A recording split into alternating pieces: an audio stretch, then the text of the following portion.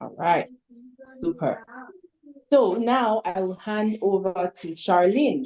And like I said, the first section of this AIRA Talks will be a presentation by Charlene and Joseph, who both worked on the entire report. They are experts, they are superstars, and they make the process extremely easy. So Charlene and Joseph will run us through the legal and the computational analysis for the report. Over to you, Charlene. All right, good afternoon, everyone. Lots of pressure being called an expert, but here we are today. Welcome. I'm Charlene Kreuzer. I'm from the Legal Resources Center. It's been incredibly informative participating in this report, and yeah, we're excited to share our findings with you. So 2024 has been called the super election year, with election in 74 countries, including South Africa. But we've also seen that political campaigns across the world have increasingly employed digital tools such as micro-targeting to influence voter behavior. South Africa's 2024 elections allowed us to examine political micro-targeting in South Africa from both a data and a legal perspective. So I will be focusing on the legislative framework and the gaps. I will leave my colleague Joshua to speak to the data because I'm just simply not qualified to do so. So for those of you who are unfamiliar with the South African legal framework, the South African Constitution is the foundation of South African law. It's a transformative document designed to redress past inequalities and foster a democratic, rights-based society. So the focus really was to move away from a culture of authority to a culture of justification. And our Constitution enshrines numerous rights: the right to privacy, access to information, and political rights, which includes the right to vote, are all rights that are crucial to today's discussion. So using personal data for targeted ads brings new challenges to the right to privacy in South Africa and across the world, especially in the South African context, where the right to privacy remains largely unexplored in the digital age and with social media expanding. And of course, there's also an important intersection between the right to privacy, the protection of personal information, and political rights. The right to make political choices freely and transparently is at risk when micro-targeting manipulates or distorts information. And of course, in turn, this can undermine democracy. So here, I encourage us to consider how tailored ads may impact the right to make informed political choices. And the question that arises is, what happens to our right to privacy, political participation, and access to information rights when our personal data becomes the currency of political influence? With the Constitution as a backdrop, our report evaluated South Africa's existing legal framework and identified critical gaps in regulating political micro-targeting. And two primary areas stood out. The first was in relation to collecting and processing personal information, and the second is the regulation of political advertising in a digital age, specifically in relation to social media. So on the first issue, the collecting and processing of personal information. So in South Africa, we have the Protection of Personal Information Act, which I think the title is self-explanatory, and that act requires that the collection and processing of voters' personal information must be lawful. So voters must provide informed consent, but we identified three gaps that actually undermine this principle, and I've listed those on the slide for you. So I'll be speaking briefly to each of these. So firstly, POPIA generally requires direct consent from individuals when their personal information is collected. But then there are three key exceptions that actually erode this requirement. And this essentially is that voters do not have to consent to the collection of their information when, firstly, the information is publicly available, so on a website, when voters have consented to their data being collected from another source, or when the information is part of a public record. Now, crucially, the Electoral Act, which governs elections in South Africa, deems information on the voters' rolls, so this is your name, your surname, your address, as part of the public record. And political parties and independent candidates are allowed to access this data for canvassing, and this is even without the direct consent from voters. So while this provision is very good in the sense of facilitating political outreach for all political parties and independent candidates, big or small, I think it also raises significant concerns about the potential misuse of voters' personal information. Then moving on to purpose limitation and further processing, POPIA also mandates that personal data be used only for a defined and a lawful purpose. So in relation to political canvassing, of course, data should be processed and used for a purpose related to political activities. And then once this purpose is fulfilled, the data must be destroyed. But we have an exception there that permits data to be kept for what they call historical, statistical, or research purposes, and if it will be safeguarded from being repurposed. But even more concerning to me are the rules around further processing. So POPIA allows your data to be processed for new purposes if that new purpose is deemed compatible with the original one, if the data is considered in the legitimate interest of voters or political parties, or if the data comes from a public record or has been made public by the voter. So these provisions essentially, to me at least, significantly weaken the protections around voter data because it creates ambiguity about what constitutes a comparable or purpose or a legitimate use that opens the door for exploitation.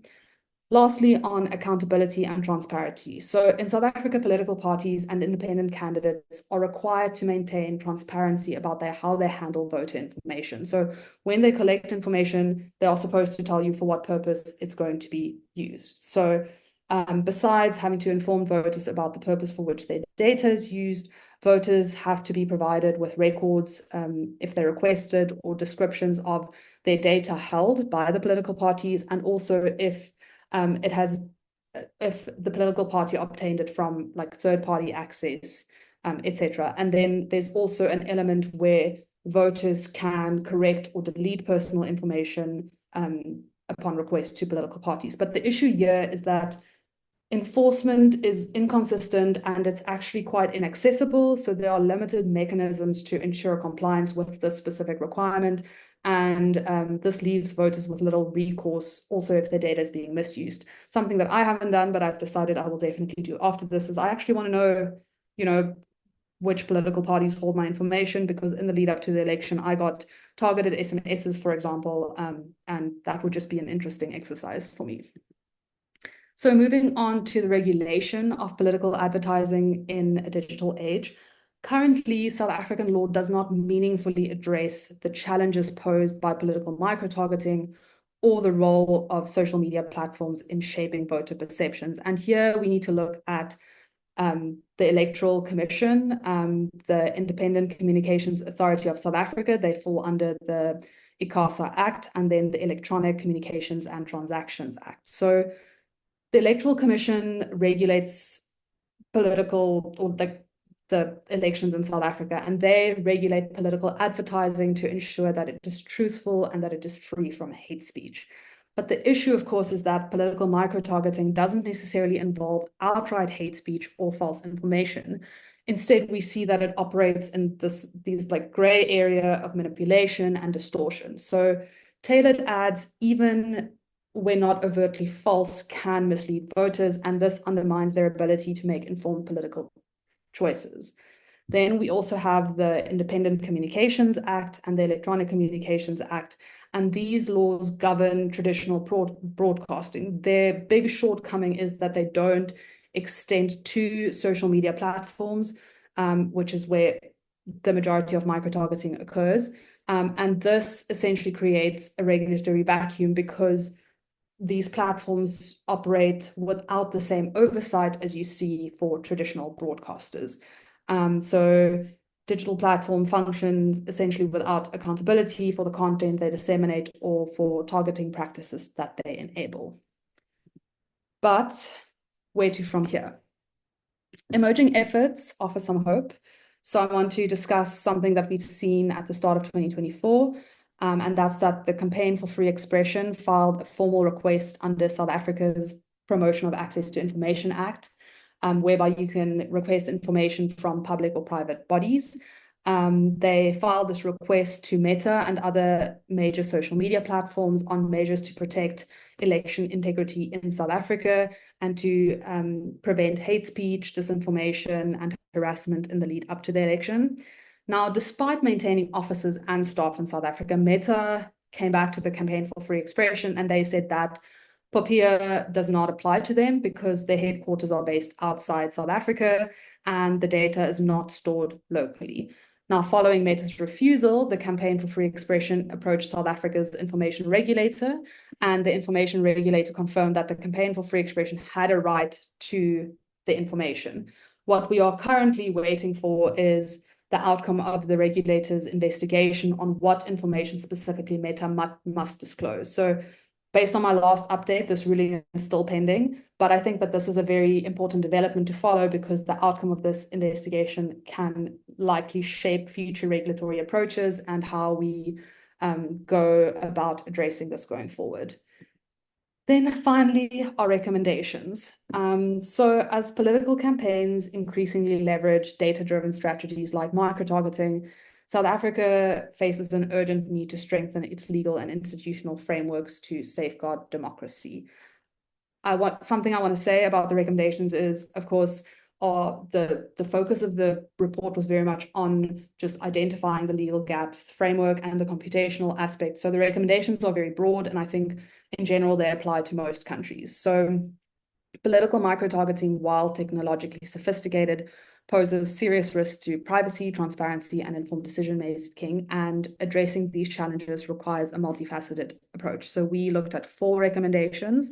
The first one is legislative reform, which is essentially that South Africa needs to amend or adopt and implement laws that hold social media platforms accountable for their role in political advertising. And these laws should mandate transparency and ensure adherence to data protection and user content standards.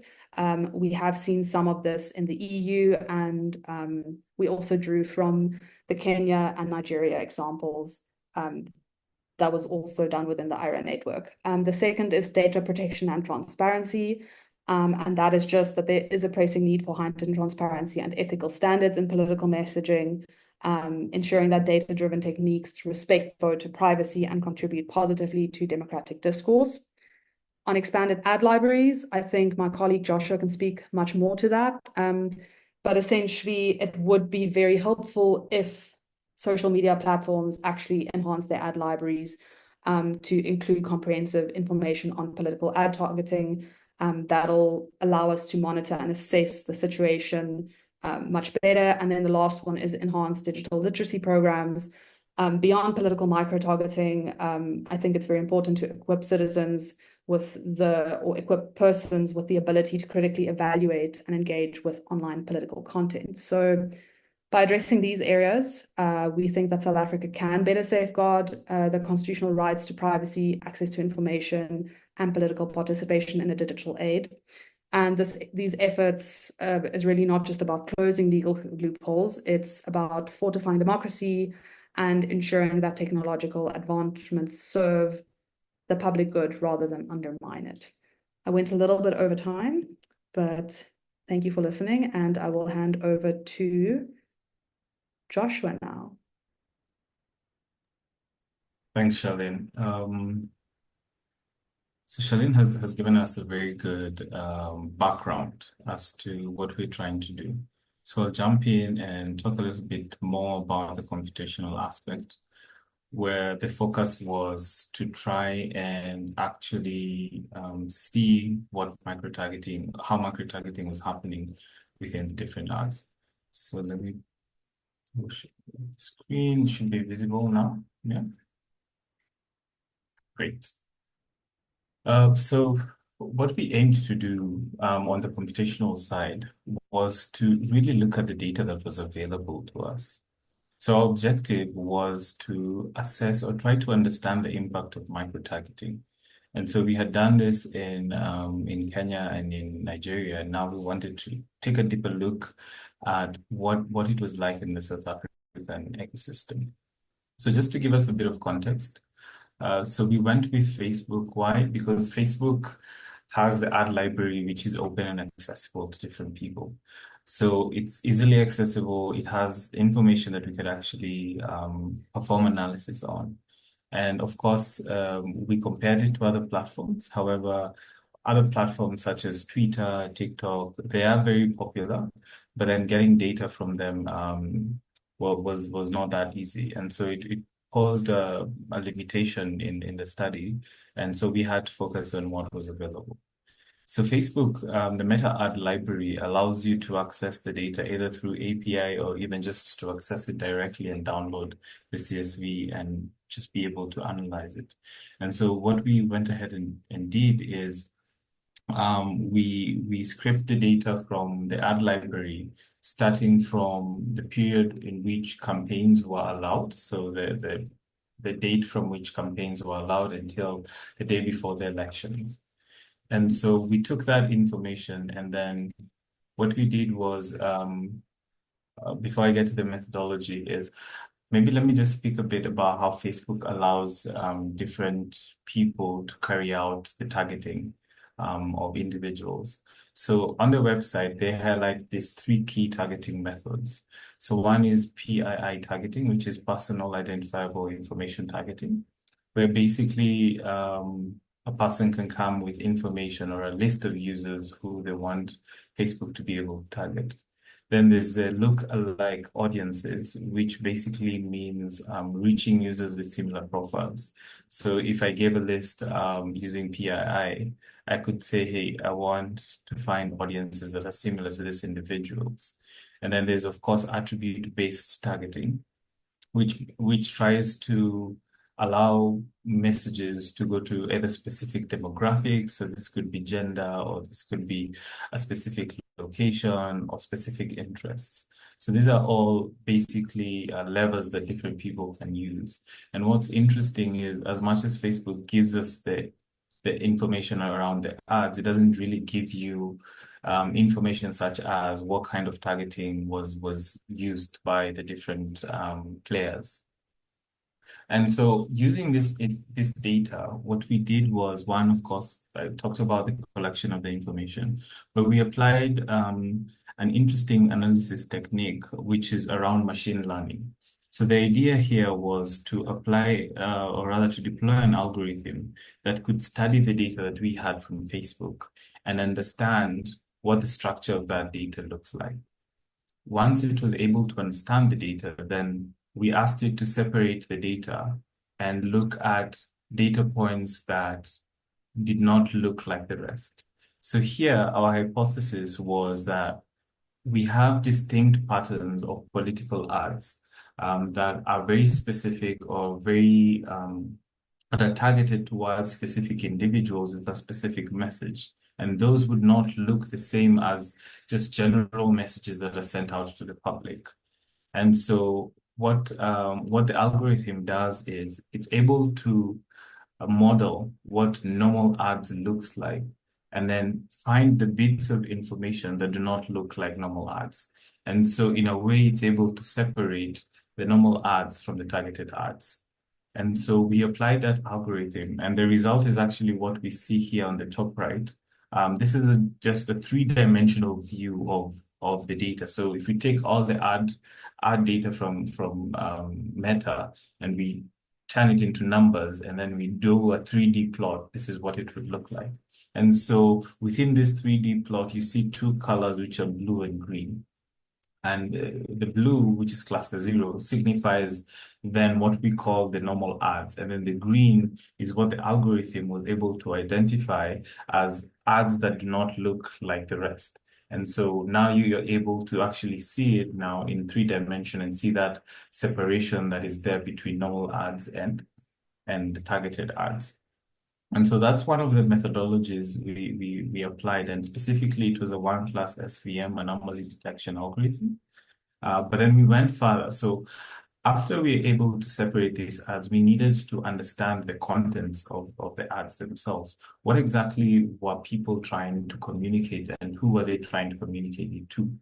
So then we went and applied a technique on topic modeling. And so what that does is it basically tries to get into the text and divide it into into segments and say, okay, what does each segment talk about? Like, can we actually group the conversations and see certain conversations relating to one thing, and are they different from other conversations? And that's what we have then on the bottom right chart is once we take this data, we can be able to separate it into different topics. And so you can see you have 4 topics on the screen, and there's topic 1 and 3 which overlap, meaning they have some similarities within them. But then you have topic 2 and topic 4, which are distinct and fall further apart. And so from the applying this topic modeling technique, we were able to understand, for example, topic 1 was ANC dominated. So it had a lot of ads relating to ANC.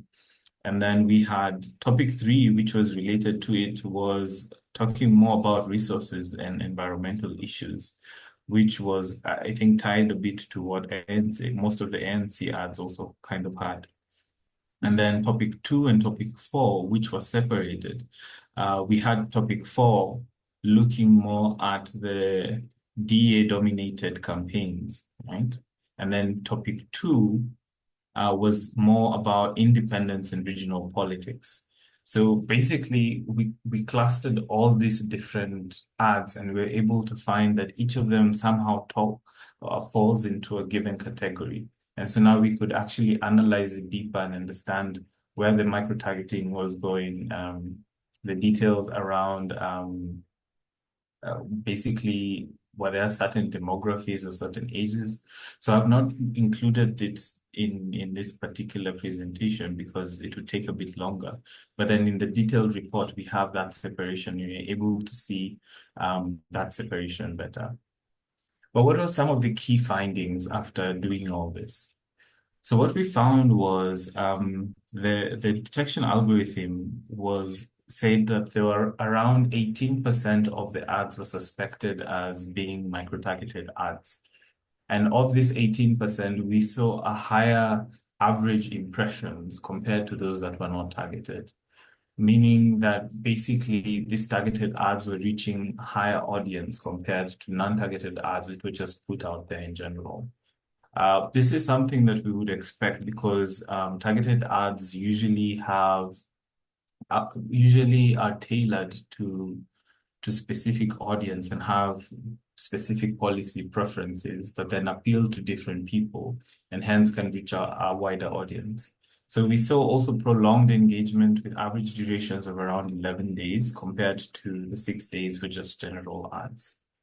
The other key thing that we found were the topics, which I had touched on. So we found the distinct topics that came up from the data. We could be able to see basically from the different political parties, the messages that were being sent out. And then beyond that, we also had a gender and regional biased observation. So we saw male audiences received more impressions overall. But the micro-targeting was balanced. I think this is probably also tied to the policies that Facebook might be attaching to its ads, where I don't believe that lever is accessible. But then we were able to see a balance between the both genders. And then, of course, urban regions were more impacted because that's where we expect that there'll be a lot more social media usage. So if we looked at just a bit on the regional and demographic insights, we saw, of course, different regions having higher impressions, and of course, micro-targeting expanding to other regions. So we have KwaZulu-Natal,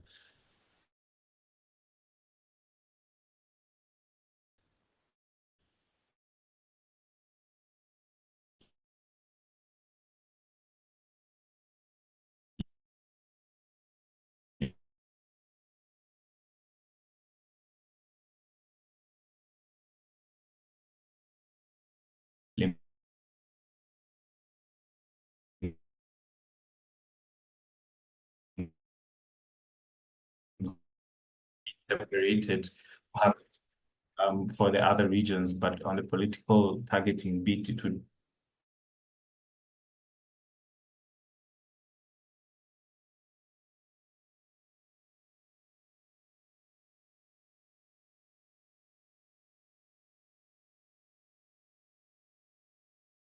ads and being told that, hey, this is actually an ad that has been curated specifically because we thought it would be relevant to you. Yeah, and of course, I think one other ethical consideration for the people who are actually carrying out the political campaigns is being able to balance, that outreach and the privacy standards that are required by different people. So being able to, empathize and understand that, yes, as much as we want to be able to personalize this, at what point does it breach privacy? And so that's just a quick overview of what we were able to do with the computational analysis. Yeah, and I will pass it back now. Yeah. Thank you so much, Charlene. Thank you so much, Joseph. We've heard from both of them about about how this report is not just important, just to know what the political microtargeting analysis was, but because this topic is a fine intersection between political rights and privacy and data rights, and it's how these tailored ads can actually impact not just users' rights, privacy rights, but also the outcomes of political processes and democracy. And Joseph has run us through the computational analysis. I'm just going to pop in the chat box a link to the report before we go into our very short plenary. But thank you so much, Charlene and Joseph. And now we move to our short plenary. All right, and thank you, Guy, in the comment section for the report that you've sent as well. We will take questions for Joseph and for Charlene very soon, just right after our plenary. So if you have questions for them, you can pop them in chat, or you can hold on to them before we run through just three questions. For the panel discussion, we have 3 speakers. We were supposed to have 4, but one was unavoidably absent. I will, however, share some resources from her that I think everyone on this call will find very useful. So first, I will pass the mic to Nelly Rotich. I hope I'm pronouncing your name properly, from CPIT. And Nelly, CPIT has been involved in the 3 reports that we've all spoken about on this call: the Kenya report, the Nigeria report, and now the South Africa report. So I was wondering if you could provide some sort of comparative insight on what the recurring themes have been in these 3 reports. Are there similarities?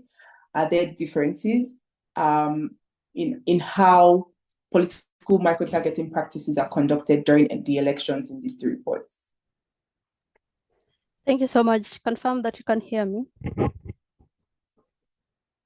Can you hear me? Yes. Thank you. So if you have been following the conversation so far, you would have sort of taken note of some of the key themes or topics that are cutting across, these particular reports, ranging from, the data that has been collected and the legal framework. The same institutions carried out, research from the first report in Kenya, Nigeria, and now in South Africa. So basically, we employed the same themes. You would notice that, from what I'm going to discuss in just a few minutes, that, the techniques, the results are almost similar. So you'll hear more of similarities than the differences. So the cross-cutting themes that you may have taken out already, if this is your first time listening to the conversations on these particular reports, or if you have been with us previously in the previous launches, you'll notice that, conversations about the prevalence and impact of the micro-targeting has been a key issue that has been appearing in the 3 reports. Number 2, you would have heard that, the research was conducted specifically on Facebook. So the methodologies that were employed in the 3 reports are the same. So the focus was Facebook. Joseph has explained the justification for Facebook and not other social media platforms.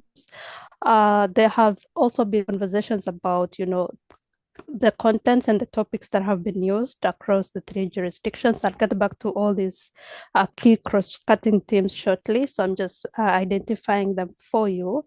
Number 4, is issues arising from, how gender has been impacted. So you had conversations about gender impacts that arose from the South African case, and it equally was reflected in the other two reports. Number 5 is issues of demographics and, how particular, regions were equally impacted. So you're talking about the age, the gender, and also the regions within the 3 countries.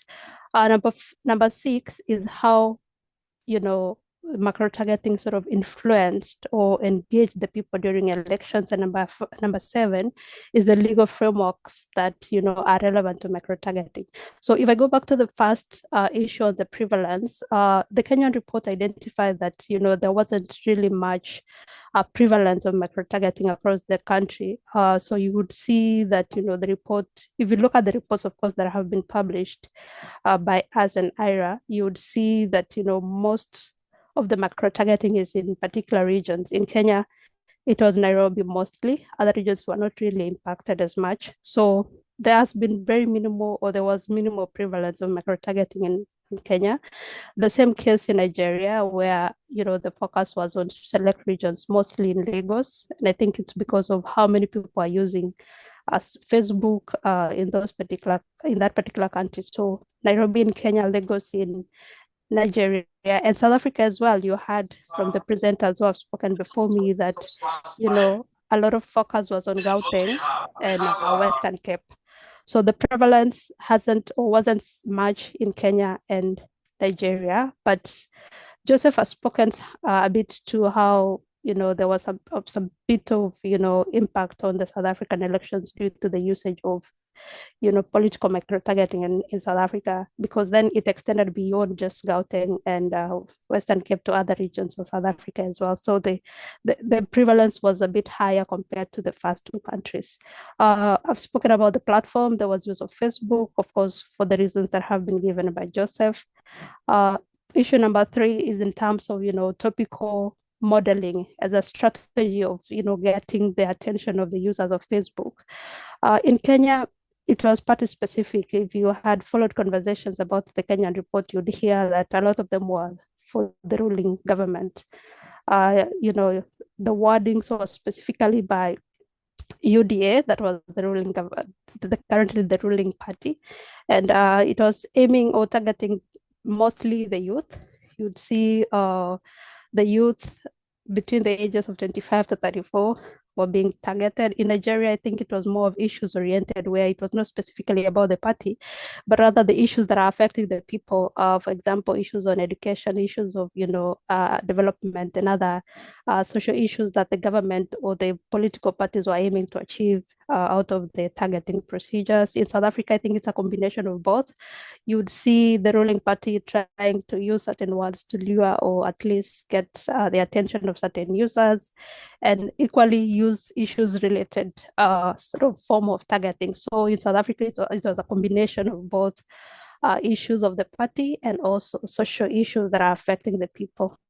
In terms of gender, in Kenya and in Nigeria, there was no specific reference or to targeting per se. So the research established that there was no particular, targeting of particular genders. But in South Africa, as you've heard from Charlene and Joseph, there was this representation of particular genders where general ads were more inclined towards male.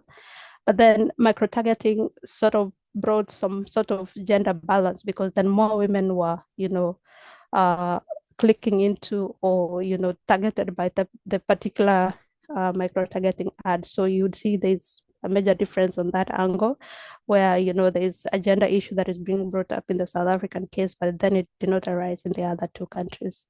In terms of the regions and the demographics, I've mentioned this before. Kenya is Nairobi, and though there was no specific targeting of the youth, the people were ultimately targeted are between the ages of 25 and 34.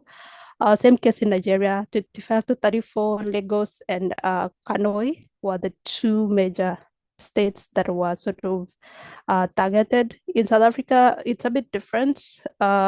there was targeting in Gauteng and Western Cape, but then you've heard from Joseph that it extended to other regions. Interestingly, in South Africa as well, it went beyond, youths of the ages of between 25 to 34. There was also targeting of persons between the age of 35 to 44. So this is a bit different. Again, based on how much influence the micro-targeting was on the citizens. In terms of engagement and influence, you would see that, and as I've mentioned before, the South African case, there was a bit of influence on, how the elections were ultimately conducted and voter influence. But then in the case of Nigeria and Kenya, I think the reports established that there wasn't much, influence on the outcomes of the elections. Of course, going back to the first issue on the prevalence and the impact, there wasn't really much usage of Facebook by the greater public. And lastly, I think the issues of laws. Charlene has greatly explained how the laws were applicable in South Africa, and it's the same case in Nigeria and in Kenya as well, where you must have heard that there's no particular law on micro-targeting, but then there are laws that speak to data protection, laws that speak to privacy, laws that speak to electoral processes and its management generally, but there is no specific legislation that speaks to political micro-targeting. And of course, she has highlighted the recommendations, and the same recommendations were given in the case of Kenya and Nigeria, because then the issues are cross-cutting. Of course, falling within the continent, you'd expect that, the level at which micro-targeting is developing is almost at the same speed, despite the differences in jurisdictions. So those are the major themes that sort of you can identify in the three reports, which of course I would invite all of you to look at and analyze it further. Thank you. Thank you so much, Nelly. Appreciate that comparative insights into how the three reports intersect. We've seen that there's a lot of similarity between the Nigeria and the Kenya reports, and just a little difference with the South Africa report, with the prevalence of the micro-targeted ads compared to the two other countries. But we see also similarities in the legal analysis. There are no specific laws that cater to political micro-targeting, but of course there are laws around campaigning, around elections, and around privacy and data protection. So that's interesting. My next question on my next panelist is Abby Watson from the Global Public Policy Institute. So GPPP conducted I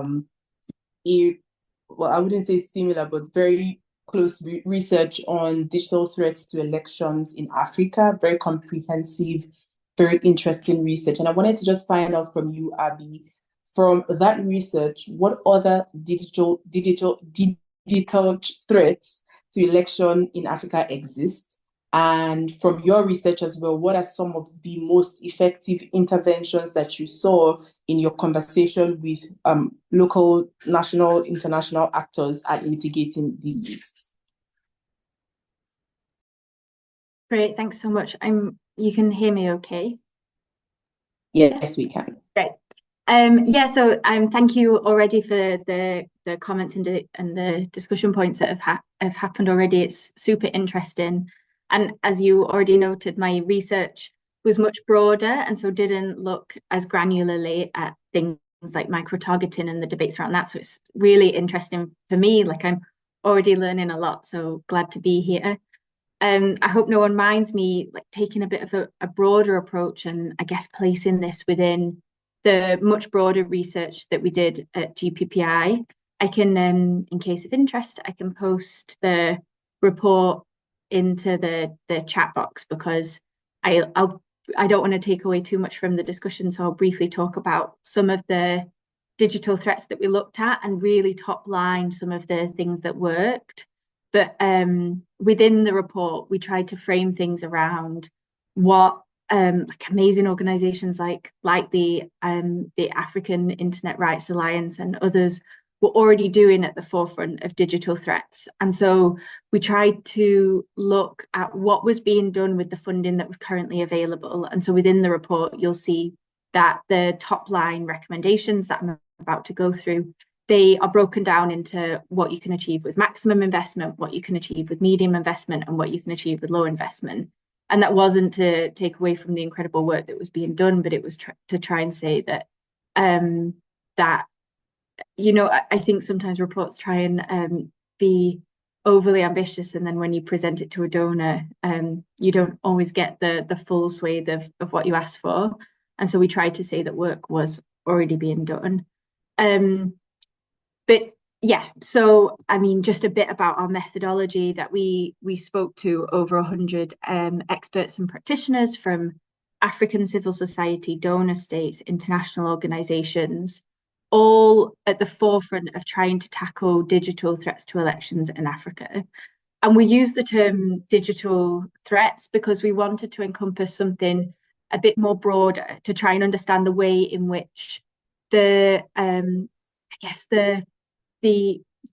online space in many African countries had changed the dynamics of democracy and what that meant for our ability to tackle them. And so we thought about disinformation and misinformation, but also we considered things like hacking and surveillance of human rights defenders, internet shutdowns, cyber laws and penalties, all the ways in which the internet, which once promised to be the forefront of democracy, has been weaponized to undermine democracy, and particularly undermine electoral processes, which was the focus of our research.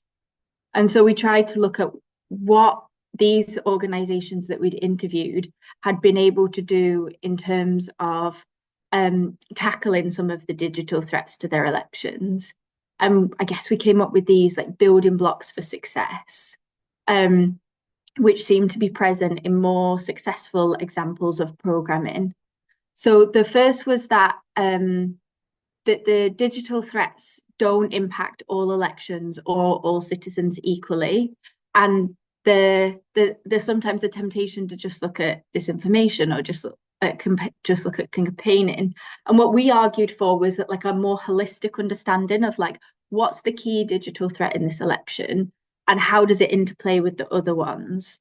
And we found examples of organizations such as, I guess, BBC Media Action was a really good one, of doing an analysis before the election took place or before campaigning had even started in some cases, to try and understand like the key dynamics at play, what lies were already being seen, and to try and understand the meanings of certain terms within certain communities.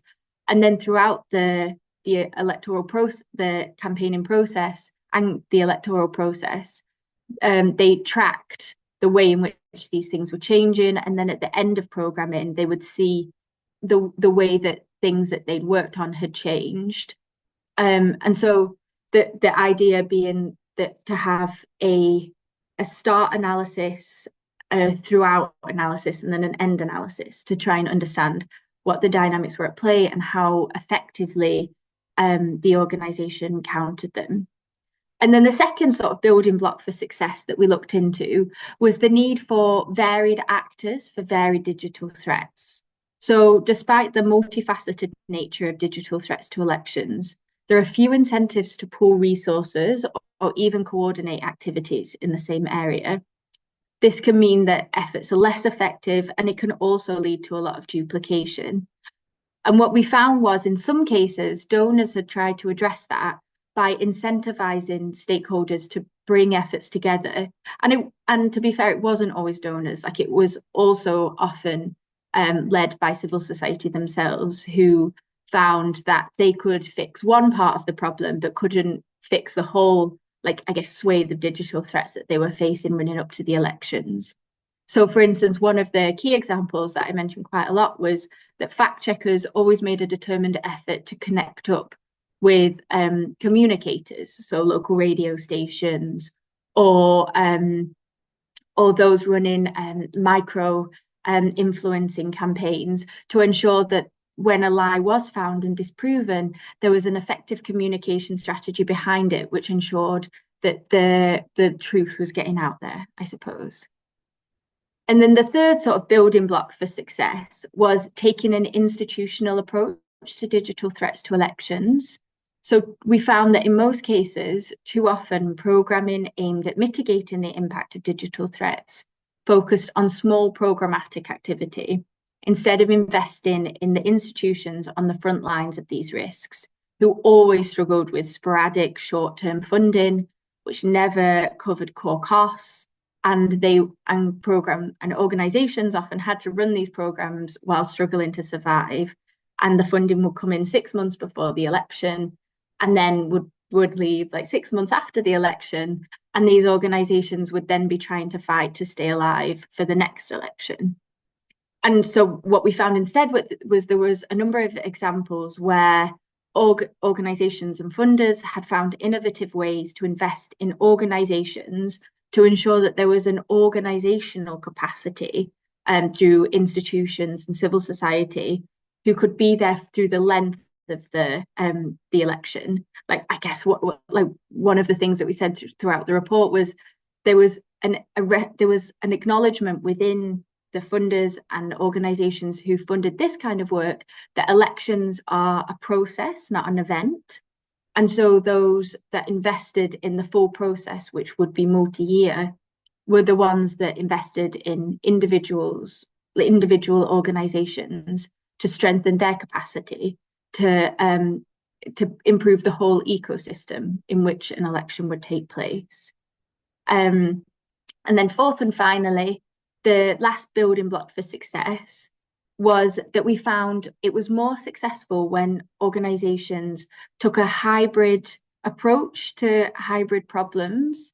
And so what we meant by that was, in interviews, we often heard that there was a tendency among international donors to prefer more like attractive, flashy, like high-tech solutions to digital threats to elections, even when that might not be the most useful approach. So especially in areas where there was low internet penetration, and the needs of civil society organizations could be super basic, just like getting online, it then wasn't very helpful to have like AI-powered disinformation tool, because it was just completely inappropriate for the situation in which disinformation was being spread throughout the community, or the way in which organizations were navigating the spread of lies.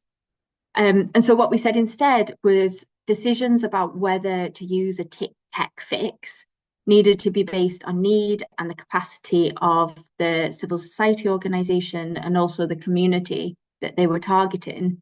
And there needed to be a proper consideration of whether a low-tech solution might be the better solution, because in many cases we found that it was.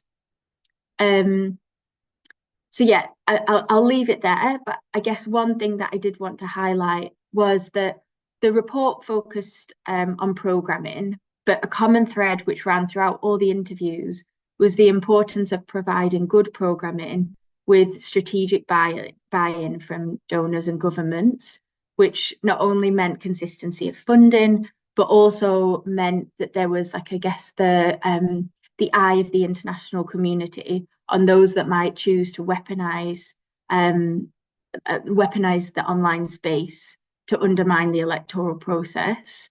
And so, yeah, one of the main recommendations that came out of the report was just the need for research like this and investigation into how the online space is being weaponized and what we can do to fix it. Thank you so much, Abby. And I know you said that your report was a little broad, but I really enjoyed your presentation, especially because most of the people who are here to listen to this are people who are not just interested, but are actively working on, advocacy around elections in Africa and in the global South. So I think these 4 building blocks that you have shared in terms of funding, in terms of taking a programmatic approach to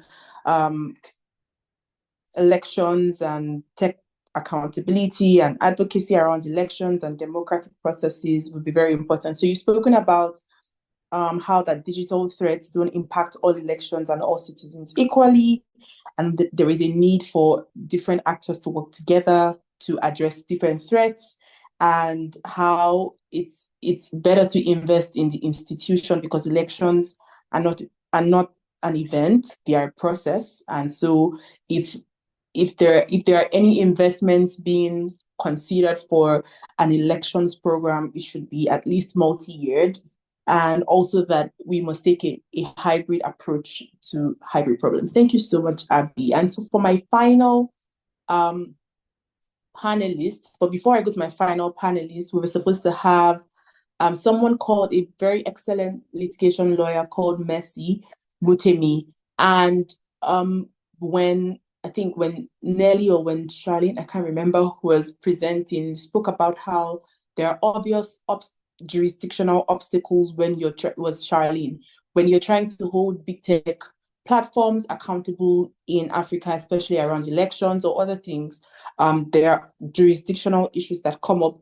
But Mercy has successfully been able to take, I think it was Facebook and Meta to court in Kenya, and has won these two cases, despite the fact that jurisdictional objections were raised. So I'll just pop in the chat box her two case reports for those two cases, and then these case reports, you can review them, you can read them, and you can share as well with, especially with lawyers in your countries, to see how we can still demand for tech platform accountability despite obvious jurisdictional issues. And finally, I'll go to Kiara from LRC. And Kiara, just following through from what everyone has spoken here, LRC has been very active in the Global Coalition for Tech Justice, which many AIRA members are also a part of. And I'm just wondering if you can wrap us up with what the key lessons LRC has learned from its work on tech accountability in elections, and how you suggest that we continue to navigate the topic of political microtargeting, whilst also ensuring that innovation is used in digital campaigning, but also users' rights are protected. Thank you. I hope I'm audible. So the LRC recently conducted assessments of the TikTok, Meta, and Google election plans, which were made public out of recognition of the threat to electoral integrity that these platforms pose, and to preemptively mitigate this harm. And one of the positive findings was that the platforms partnered with civil society organizations and the Independent Electoral Commission in South Africa. They directed users to authoritative info directly from the IEC, and trained IEC staff to improve their ability to detect misinformation. Unfortunately, the election plans left no room for public feedback or post-election reviews that could measure the success of the plans and potentially improve them for future elections. And this raised concerns about whether the goal of these platforms is truly to be accountable for their role in shaping elections, or to merely avoid criticism. The difficulty in holding social media platforms to account also stems from the lacking legislative framework in South Africa to support the process of strengthening transparency on the platforms. As Charlene mentioned, ICASA regulates traditional broadcasting spaces and not social media, where microtargeting typically occurs. With the advancement of technology and the tools available on social media and the extensive use of these platforms by the public, we are at a point where ICASA should extend these regulations to apply to social media platforms. South Africa does regulate political advertising to safeguard against things like hate speech and disinformation. However, as it's been spoken about already, political microtargeting does not necessarily fall into these categories. Targeted truthful statements, or statements that are not outwardly false, can be manipulated and tailored exactly to a certain demographic, posing a threat to a country's democracy by trapping people sort of within an echo chamber of a singular viewpoint. The issue is that people are not necessarily aware, like as they're absently scrolling through social media, that this is a consequence of their interests and attributes being exploited by a social media platform.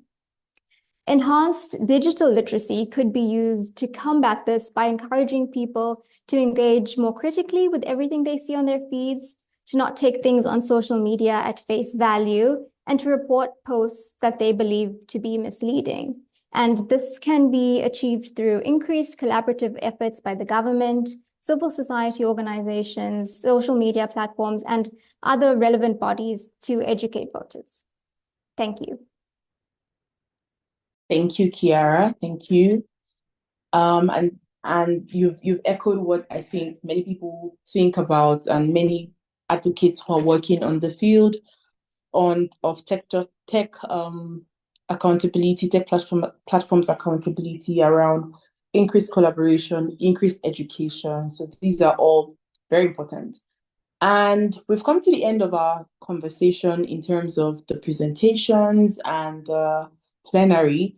I will now pass the mic to the audience to ask questions. We already have 2 questions from in the chat box for I think both questions are for Joseph. So Joseph, I will just verbalize them. Number 1 is question for Joseph from Guy. How might one detect when microtargeting generates engagement and when engagement enables algorithms to then re-microtarget? And I think we have a similar question from Wakabi, which is not a similar question, but it's also still for you, Joseph, is how comprehensive is the ad library for the South Africa elections compared to Nigeria and Kenya? I guess he's asking that because we see a little difference between the results from South Africa and then Nigeria and Kenya. And were you able at all to access ad data, however incomplete, from other platforms? Thank you, Joseph.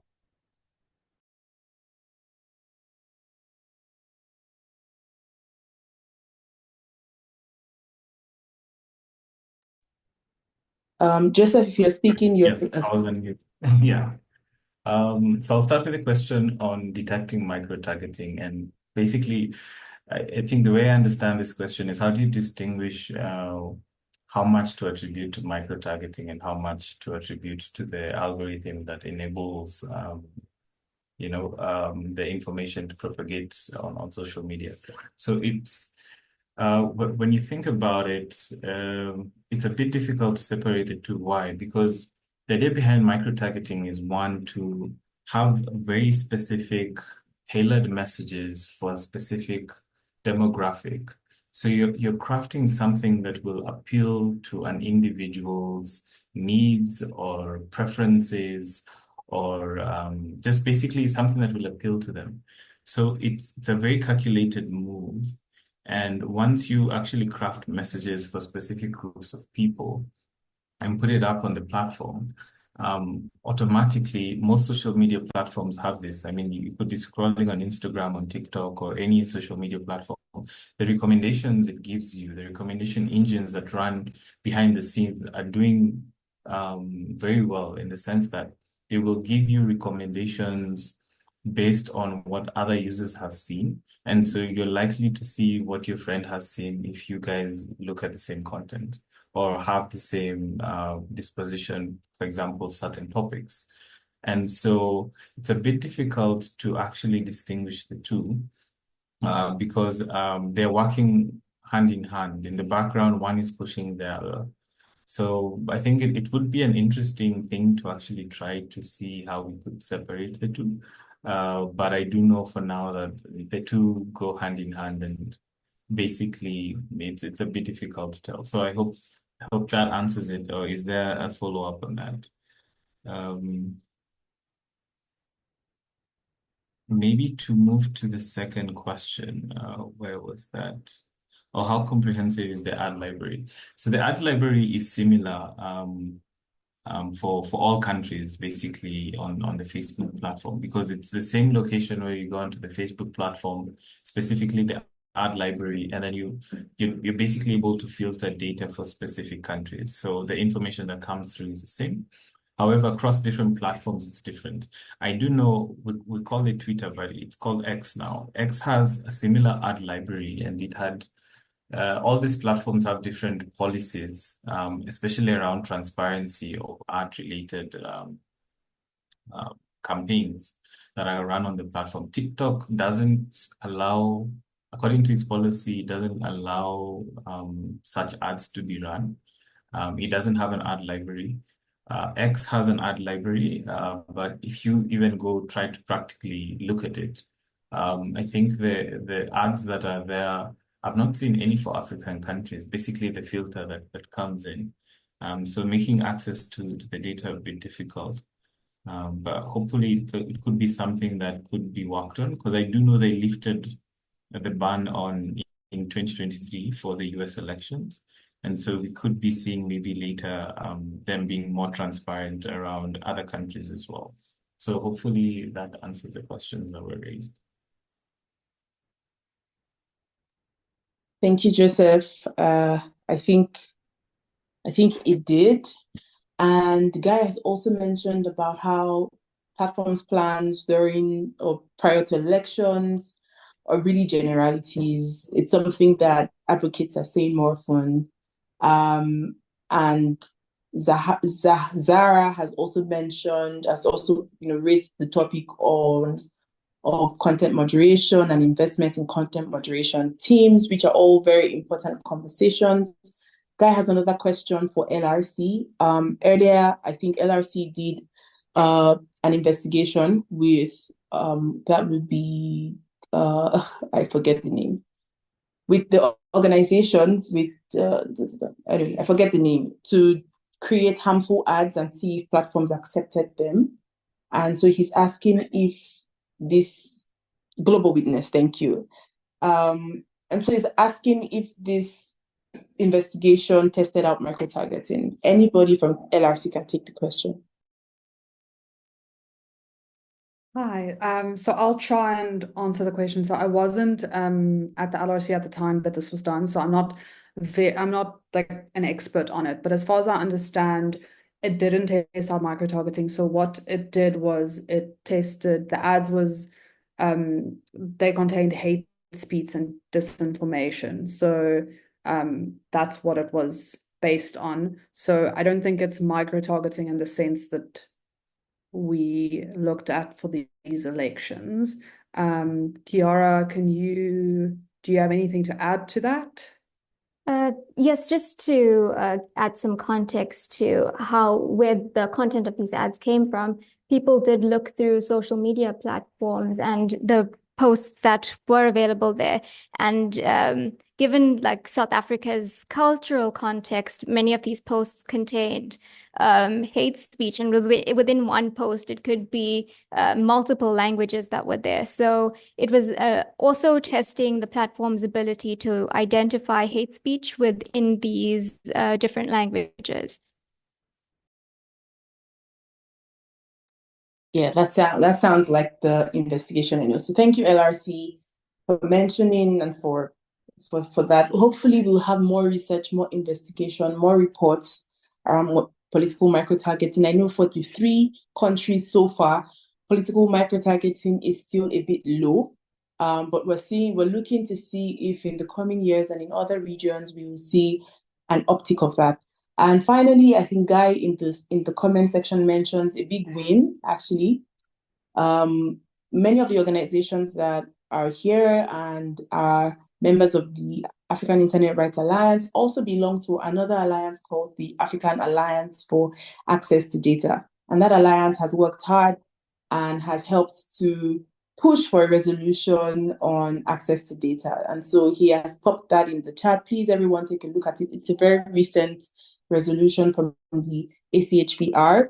Use it for your advocacy, use it for your reports, and so on and so forth. Thank you so much, Guy, for mentioning this. And hopefully the resolution, our reports, and the continued work of advocates here and not here will help, first of all, increase access to data that we can use to produce evidence-based reports, access to data that we can use to deepen our advocacy and help to protect human rights in democratic processes. I want to thank everyone once again for joining us today, for joining us for our launch. In the chat box, I've put the AIRA report where you can download it, and our blog post announcing the report. Please feel free to share within your networks. Feel free to reach out to me. I'm putting my email in the chat box. Feel free to reach out to me if you have any questions or you want to engage deeper on the report or invite members to any events that you're having. yeah, this is the last weekday of November. I wish you all very restful weekend. And when you resume on Monday, I wish you a very happy new month. Thank you all. Have a lovely weekend. Bye. Bye. Thank you. Bye. Bye. Thank you so much.